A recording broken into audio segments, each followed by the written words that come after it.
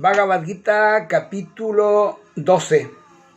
En sánscrito se lee Ata Dvadashodhyayaha Bhakti Yogaha, el camino de la devoción.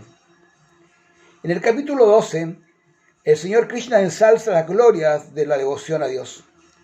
Junto con esto, explica las diferentes formas de disciplinas espirituales y discute las cualidades de los devotos que mediante la realización de sus actividades se convierten en muy queridos para Él.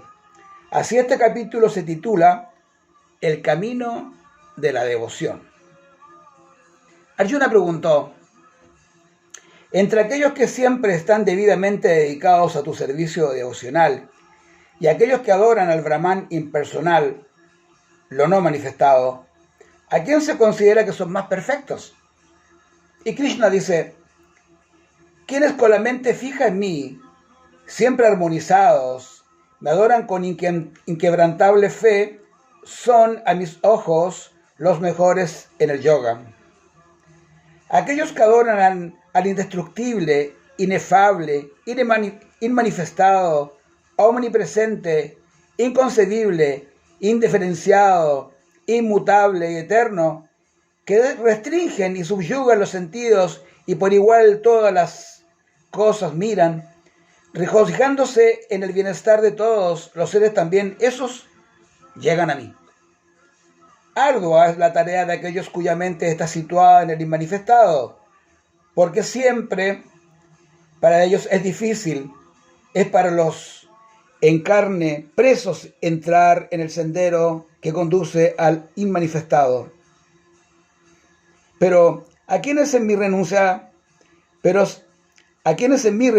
toda acción y poniendo en mí su deseo, meditan en mí y en todo corazón me adoran, prontamente los salvo del océano de la muerte y existencia, porque su mente está fija en mí.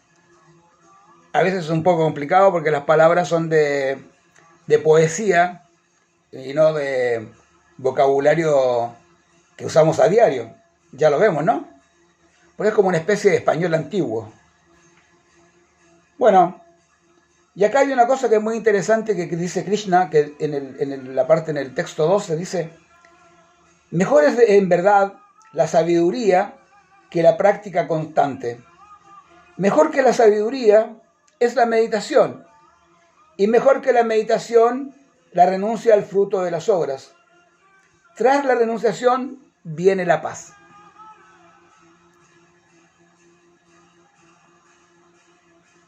Lo que va haciendo como una especie de escalón, ¿no? En cuanto a valores. En principio yo expliqué, ¿no? De que de Bhagavad Gita tenía 13 niveles de estudio. El primero era el karma, la acción. El segundo era el jnana, que es el conocimiento. Y el tercero era la devoción, el bhakti. Bueno, aquí hemos comenzado con el bhakti.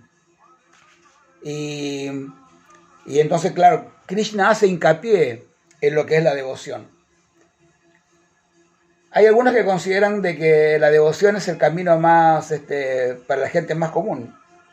Que, por ejemplo, para los intelectuales, para la gente que ha practicado el jnana yoga, para ellos lo más interesante es la profundización del conocimiento y entonces se encargan más de estudiar las yastras, como hay en muchas religiones, ¿no? Son así. Están los estudiosos de la Biblia, como los testigos de Jehová. Están los estudiosos del Corán. Hay unas personas que se dedican únicamente al estudio del Corán. Así como también están los judíos ortodoxos, que solamente se dedican a estudiar la Torá. Esa es la información que tengo, ¿no? Yo lo he visto en diferentes lugares y si hay algún error en cuanto a nombres, me pueden decir. Pero es lo que yo he visto. Y dentro de la religión de la India, si le podemos llamar religión a Sanatana Dharma, que es una mezcla de conocimiento, de filosofía y ¿cómo se llama? Y devoción y religiosidad. es que hay también gente que es dedicada únicamente al estudio del conocimiento, se llaman pandit o panditas, también se le conoce como rishis o sabios, y hay personas que son eruditos en cuanto al conocimiento trascendental. Claro, hay personas que se dedican toda la vida al conocimiento y se dedican a estudiar el conocimiento, y hay otras personas que se dedican a la devoción ya desde el punto de vista práctico. Por ejemplo, las personas que tienen un altar, que se dedican a adorar a los dioses, y entonces su mente está constantemente ocupada en servir a los dioses, servir a las deidades.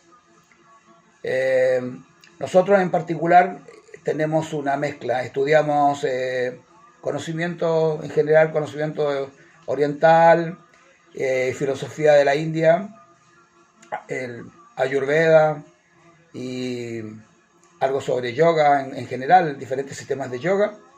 Pero además también tenemos un altar donde ofrecemos nuestros alimentos y hacemos ahí también nuestras oraciones. Entonces, claro, cuando llegamos a este sistema del Bhakti Yoga, sí lo practicamos. Porque para nosotros es el más simple, en un sentido, ya venimos de un sistema cristiano en el cual adorábamos a Jesucristo, a la Virgen. O sea, nosotros hemos nacido en una cultura cristiana. Entonces, realmente lo que no varía mucho en cuanto al sistema de adoración. Lo que cambia es el significado de por qué adoras a Krishna y por qué sigues estas reglas y regulaciones y cuál es el fin, qué es lo que se logra con este sadhana, que es este sistema de vida con el cual tú te acercas a Dios. Y bueno, y en realidad ya lo he explicado, pero es únicamente para que lo dijo en un par de capítulos atrás Krishna, ¿no? Que es para poder estar preparado para ese último minuto.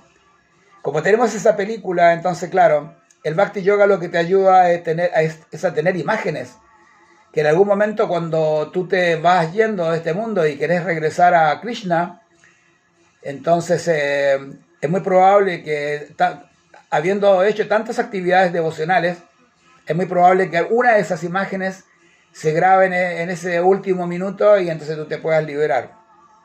Y si no te puedes liberar de este cautiverio material, de este cuerpo material, y tienes que tomar otro, entonces lo más probable es que puedas continuar este sendero en la próxima vida, porque Bhagavad Gita dice, nada se pierde en este sendero, y donde dejas, continúas.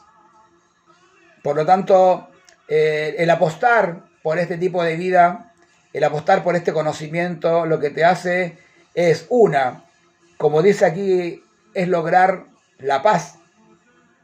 Porque, ¿qué es lo que busca el hombre? Paz, tranquilidad. Lo que busca es no sentir ansiedad. Y justamente el cielo de la India, Vaikunta, significa no ansiedad. Y entonces está todo preparado para que nosotros podamos sentir esa paz. Y dice, este conocimiento del Bhakti Yoga, dice, una persona que practica este sistema de Bhakti Yoga puede sentir Vaikunta o el cielo aún en esta vida.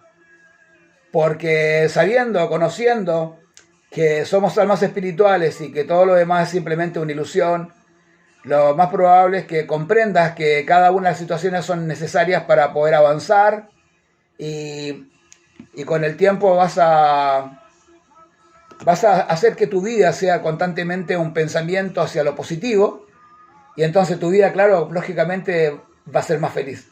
Es más feliz aquel que tiene una paz interior que aquel que está agitado. Así que yo te recomiendo que te agarres un Bhagavad Gita y empieces a aprender el sistema porque realmente funciona. ¿Jai? Jai Hare Krishna. Ya nos veremos. Continuamos con este sendero. Haribol. Namaste.